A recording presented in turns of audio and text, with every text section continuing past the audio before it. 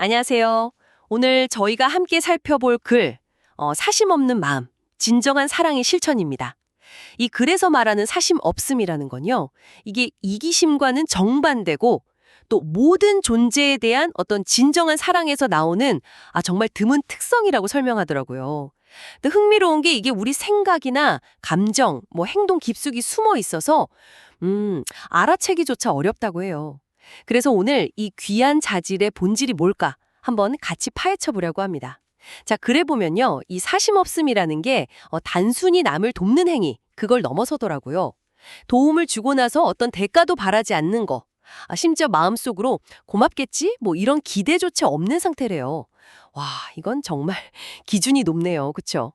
또 다른 모습은 성공이나 보상 같은 거 있잖아요. 그런 외적인 결과는 전혀 신경 안 쓰고 오직 자신의 내면, 그러니까 영혼과 정신을 갈고 닦는 데만 집중하는 태도라고 하고요. 그리고 가진 것들, 모든 소유를 그냥 잠시 내가 맡은 거다 이렇게 여기고요.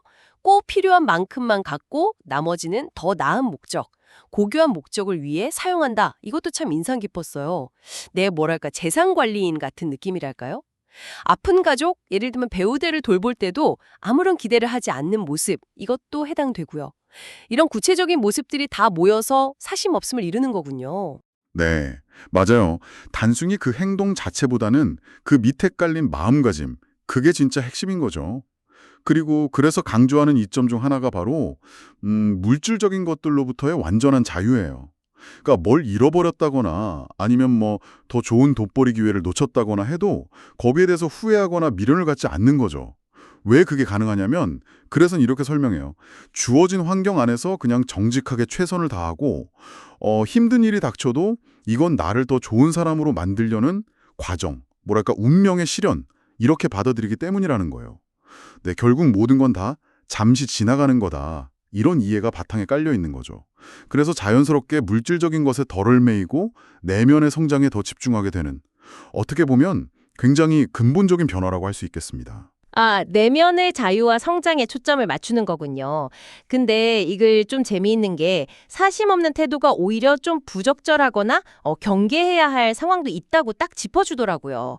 그러니까 무조건 다 좋다고 베푸는 게 능사는 아니다 이런 이야기 같아요. 예를 들어서 나와 직접적인 관련이 없는 어떤 목적을 위해서 내 수입의 일부를 내놓으라고 강요받는 상황. 물론 정말 생계가 걸린 문제라면 어쩔 수 없겠지만 기본적으로는 나한테 해가 되면서까지 그럴 필요는 없다는 지적인 거죠. 그리고 또 다른 예시는 더 생각해 볼 만한데요. 누군가가 내 도움을 명백히 자기 이기적인 욕심 채우는 데 쓰려고 할 때요. 부당하게 불을 쌓는다거나 그때 돕는 건 사심 없음이 아니라 오히려 그 사람의 운명에 내가 잘못 개입하는 거다 이렇게 경고하더라고요. 와, 이건 정말 단순히 준다는 행위 이상의 어떤 판단이 필요하다는 뜻이겠네요. 바로 그 지점입니다. 네, 진정한 사심 없음은 그냥 맹목적으로 하는 행위가 아니라는 거죠.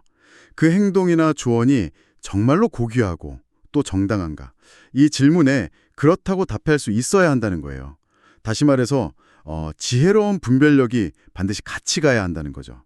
네, 내가 하는 도움이 가져올 결과가 어떨지 신중하게 생각하고 그게 실제로 정말 긍정적인 영향을 미칠 때 그때 비로소 진짜 의미 있는 사심 없는 행동이 될 수 있다는 깊은 통찰인 것 같습니다. 결국 어떻게 주는가만큼이나 무엇을 위해 그리고 그 결과가 어떨지 이걸 분별하는 지혜가 핵심이네요. 그렇군요. 정리가 되네요. 그러니까 사심 없음이라는 건 깊은 사랑, 또 집착 없는 마음, 봉사정신 이런 데 뿌리를 두지만 이걸 현실에서 실천할 때는 맹목적이 아니라 상황을 현명하게 판단하는 지혜가 꼭 필요하다는 거네요. 이기심과는 멀어지되 또 너무 현실 감각을 잃지 않는 그 균형, 그게 중요하겠습니다. 맞습니다. 자, 이제 마지막으로 청취자 여러분께 질문 하나를 던지면서 마무리할까 하는데요. 이 글은 내면의 정화, 그리고 우리가 가진 자원을 책임감 있게 관리하는 것을 강조하고 있잖아요.